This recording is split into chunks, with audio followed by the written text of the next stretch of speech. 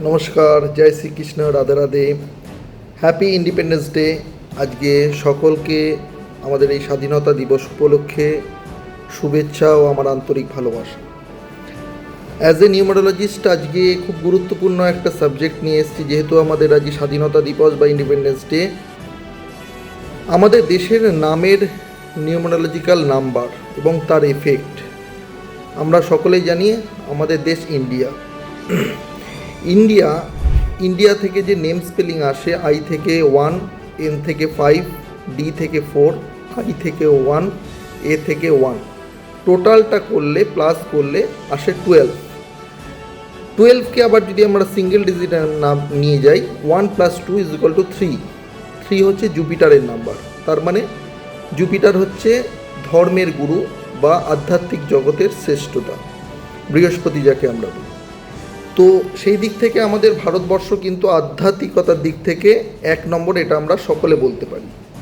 কিন্তু আমি আমার শাস্ত্রের বিশ্বাস থেকে বলছি, এই ইন্ডিয়াকে যদি আধ্যাত্মিকতার দিক থেকে তো আমরা এতদিন শ্রেষ্ঠ হয়ে এসেছি, কিন্তু অর্থনৈতিক দিক থেকে বা কর্মের দিক থেকে হয়তো বেশ কিছু বড় বড় কান্ট্রির থেকে আমরা পিছিয়ে আছি।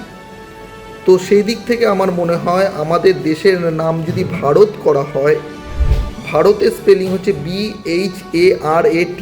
বি থেকে আসে 2, এইচ থেকে আসে 5, এ থেকে আসে 1, আর থেকে আসে 2, এ থেকে আসে 1, টি থেকে আসে 4।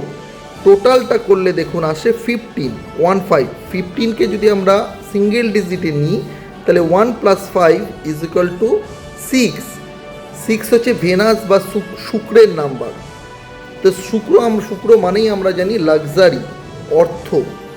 তো এইটা যদি আমার আবেদন থাকবে ভারত সরকারের কাছে, এই ইন্ডিয়া নাম থেকে যদি আমরা ভারতে কনভার্ট করি, তাহলে আগামী দিনে আমাদের যুব সমাজের কাছে একটা কর্মক্ষেত্র জায়গা হবে এই ইন্ডিয়া, এবং অর্থনৈতিকভাবে প্রত্যেকে কিছু না কিছু এর সুফল পাবে, এবং সর্বোপরি আমাদের দেশ অর্থনৈতিকভাবে অনেকটা স্বাবলম্বী হবে।